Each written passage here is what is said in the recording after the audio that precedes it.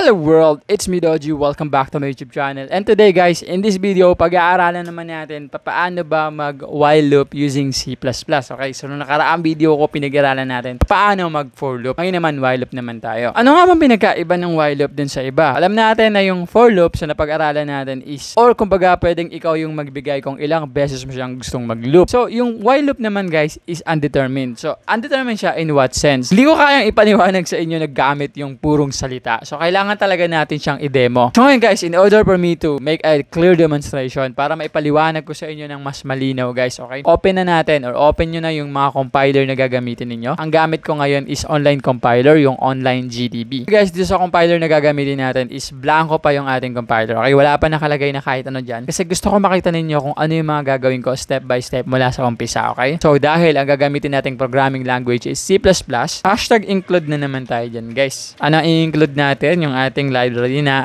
stream. After that, may mention natin yung ating using namespace std. So alam nyo na to, lagi nyo ito dinatype. Pagkatapos natin i-mention yung dalawang yan, syempre i-mention na natin yung ating main function. Integer main, curly braces, parenthesis, and then curly braces. Okay? Sa loob ng curly braces, dito natin ilalagay yung ating while loop. Pero pagkatapos natin i-mention yung ating integer main, anong next natin ginagawa? Nagde-declare tayo ng variable. In order for us to declare a variable, kailangan muna natin mag-isip, ano ba yung magandang program na gawing example para ma-demo natin paano nagra-run or paano ginagamit yung while loop. For the past couple of videos, ang lagi nating example is numbers. So ngayon gusto ko naman string naman yung gamitin natin. Pero mag-start muna tayo ng number. So para lang maipakita ko sa inyo yung tinatawag natin na infinite loop. So while loop guys, there is such thing as infinite loop. So alam niyo naman yung rules ng loop natin, di ba? Dumedepende yan sa condition. Kapag ang condition ay true, naglo-loop yung code natin. The only time na mag-i-stop yung ating loop is kapag nag-false na yung condition. So, paano nangyayari yung infinite loop? So, logically guys, nangyayari yung infinite loop kapag hindi natin binibigyan ng pagkakataon yung condition natin na magkamali. So, pwede pala mangyari yun, no? Hindi ka magkakaroon ng pagkakataong magkamali. So, paano ngayon yun guys? Kailangan gumawa ka ng condition na hindi magkakamali, okay? So, paano yun? For example, ganito. Dahil number yung gagawin nating variable dito guys. So, integer yan. Sabihin natin sa x. X na naman. Ang kanyang value is 5. Tapos, end of the statement. Tapos, ganito natin sisimulan yung ating while loop, guys. So, i-declare natin yung while. Pag tinype mo yung while, alam na agad ni compiler yan, guys. O, magwa-while to. Tapos, parenthesis. Dito sa loob ng parenthesis, dito natin ilalagay yung ating condition. And then, curly braces. Dito sa curly braces, guys, ito yung code na magra-run kapag ang ating condition is true, okay? Papakita natin yung infinite loop, okay? So, kailangan natin gumawa ng condition na walang pagkakataong magkamali. So, sabihin natin yung ating variable na si x na merong value na 5. Si x ba ay greater 1? So, ang sagot dito is true. And it will always be true kasi hanggang dyan lang yung code natin. Okay? Or yung condition natin. So, laging true ang sagot dyan. Maglo-loop yan. Infinite yan. Walang katapusan. Ngayon, kada loop niya, gusto ko ang mangyayari. Magpiprint tayo. Magka-character out tayo ng hala, paulit-ulit. Ayan. Paulit-ulit. Ayan. Lagay natin. And then, end of the statement. End line. So, ang mangyayari niyan ganito guys. Basically, punta tayo ngayon sa ating variable. So, meron tayong variable, si x. Ang value niya is 5. Ngayon, naglagay tayo ng while loop. So, anong gagawin ni while loop guys? So, si while loop guys, i-check niya muna kung ano yung status ng ating condition bago siya maglo-loop, okay? So, every time na ang condition natin is true, maglo-loop yan. Ngayon, gumawa tayo ng condition na walang pagkakataong magkamali, okay? So, si x is greater than 1, which is true kasi 5 yung value ni x. So, ang mangyari, true ng true, walang katapusang maglo-loop to guys. Magpiprint to ng magpiprint. Hala pa ulit-ulit, okay? So, bago natin i-run, lagyan muna natin ng return 0. Pwede tayong ano. Then, i-run natin. Ayan, wala nang katapusan. Nakita na yun, napakahaba. Kung nag-loop na siya ng nag-loop, ganyan yung mangyayari guys. Ngayon, stop natin yan. So, pinakita ko lang sa inyo, ano yung chances or yung mga situation kung kailan pwedeng magkaroon tayo ng tinatawag na infinite loop. Kapag gumawa ka ng condition na walang pagkakataong magkamali, okay? Kumbaga, parang siya yan, laging tama.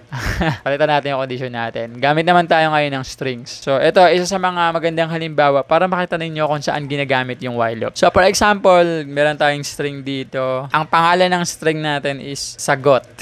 Yeah, wala pa yung value. Okay, nagde-declare pa lang tayo. So, yan pala yung kaibahan ng declaration sa initialization, guys. In declaration, you are declaring a variable without a value. Pag initialization, binibigyan mo na ng value yung variable mo. So, ano lang, maisingit ko lang. Ayan. So, ngayon, dito sa sa condition natin, kapag kasi sagot ay not equal to yes, magduloop siya. So, string yun, di ba? Yes. Kung ang sagot is hindi yes, sabi ni condition, ang sagot ay hindi yes. Pagka ang sinagot mo is hindi yes, to tama si condition. So, ibig sabihin, magduloop to. So, palitan natin yung loop. Sabihin natin, dito ang tanong is, para magtatanong tayo dito. Kasi kailangan natin ng sagot, di ba? So, kailangan natin ng tanong.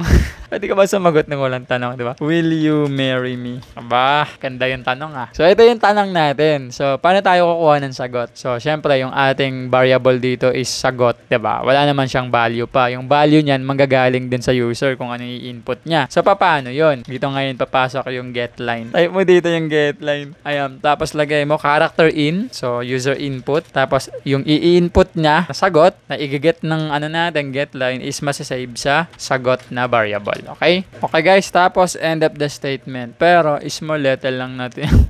Letter.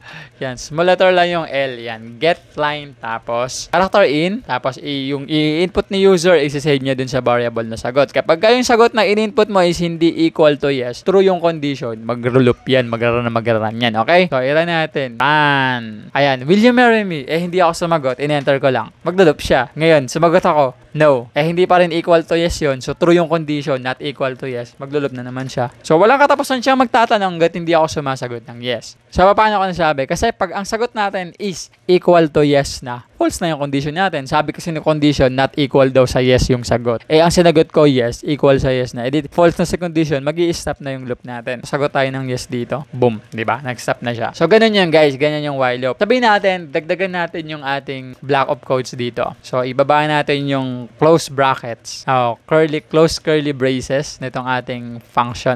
Block of code na to guys. Kasi kailangan sa loob ng scope ni while, dun pa rin tayo maglalagay ng isa pang code na gusto nating mag-run or block of code. So, ito yung example. So, sabihin natin ganito para maintindihan niyo. Kunyari, sumagot ako ng yes. Anong gusto mo mangyari kapag sumagot ka ng yes? Diba normally dito, nung sumagot tayo ng yes, wala na nangyari, diba? Next stop na lang bigla yung while loop. So, lagyan natin ng panibagong function. If, okay, so conditional statement tayo. Tapos parenthesis. Ito natin ilalagay yung condition. Ano yung condition? Kunyari, nag-enter siya ng sagot. Tapos yung sagot niya is equal to yes na. Yes na yung sagot niya. Ay, lagay tayo ng dyan, string. Ganito yung magpiprint. So gusto ko mag-print ng character out. Mag-character out ng hooray.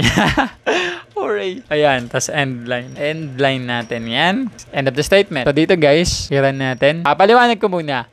Sumagot ka na. Alam naman natin na kapag sumagot ka ng no, magtatanong lang siya ulit ba? Kasi true yung condition natin. Kasi no yung sinagot mo. Pero what if sumagot na ako ng yes? So kanina nung sumagot tayo ng yes, walang nangyari. Ayan, nag-stop na lang siya bigla. So dito naman, this time, naglagay tayo ng isang if condition. Kumbaga, pag sumagot ka ng yes, if ang sagot is yes, gusto ko magpiprint na yung hooray. So, i-run na natin siya. So, will you marry me? No. So, dapat magre-repeat yung tanong. Will you marry me? Yes. Dapat hooray na to. Hooray. O, diba? Sabihin naman natin, pag nag-type ako ng no, gusto ko, meron namang ibang magdi-display. Dito kasi pag nag-type tayo ng no, magre-repeat lang siya. So, sabihin naman natin, gusto ko pagka no ang sagot ko, meron, or hindi ako sumagot ng yes, gusto ko merong ibang magdi-display, hindi lang basta maglulup lang, okay? Dito na ngayon tayo maglalagay ng else. Else block. Else naman, ano ibig sabihin ng else guys? Kunyari, kung hindi yes ang sinagot or sumagot ng hindi mo alam kung ano yung sinagot, sabihin natin nag-enter lang or hindi talaga sumagot. So, ito naman yung magpiprint. Character out. Sabihin natin, kailan mo ko sasagutin? Ay, yan. Yan yung magpiprint. End line na natin. Pero that doesn't mean na hindi na siya magluloop or mag-i-stop na yung loop ha. Siyempre, magluloop pa rin yan kasi no pa rin yung sagot natin eh. Kagaya nga sinabi ko, the only time na mag-i-stop yan, okay? Kapag ang ating sagot is yes na, okay? So, ganito. Lagyan natin dito ng \n para hindi magkadikit. So, ito guys, i-run natin ulit. Magtatanong na naman yan. Ay, teka, ano yung nagtanong na nga. So, yun. Hindi semicolon ang nalagay ko. Colon. So, i-run natin. So, dito, magtatanong siya. Pag sumagot ako ng yes, hooray na yan. Hooray. Okay, i-run natin ulit. So, dito naman, tatanong siya ulit. Pag sumagot ako ng no, dapat mayroon ng lalabas. Hindi na basta nag-stop na lang, okay? Or nag-loop na lang. Kailangan mayroon ng lalabas na kailan mo ko sasagutin, okay? So, sagot tayo ng no, enter natin. Yun, kailan mo ko sasagutin, tapos nag-loop siya ulit, okay? So, ganyan yan, guys. Kapag gusto mo na sumagot siya ng no, mayroon magpiprint, or ang hindi, mayroon pa rin magpiprint, ganyan gagawin mo. Pero, of course, mag-loop pa rin yan kasi hindi pa naman natin nakukuha yung yes na answer. Tandaan nyo na mag-i-stop lang yung loop natin kapag nakuha na natin yung yes na answer, which is only a achievable kapag ka nag-false yung condition natin. Okay? Mag-yes tayo dyan and then stop. Okay? So, that's basically how a while loop works. So, ganyan siya gumagana, guys. Medyo lang naman, hindi naman sobrang nakakalito, diba? I hope, guys, you learned something, and if you found this video helpful, please, huwag mo kalimutan, i-like yung video. And ikaw nang bahala kung gusto mo mag-subscribe, okay? I'm not forcing everyone or anyone who watch my videos na, oy, mag-subscribe ka, whatsoever. So, if you want to watch more of my tutorials, guys, then, sana mag-subscribe ka, okay? Anyway, guys, thank you so much for watching this video. See you on my next tutorial.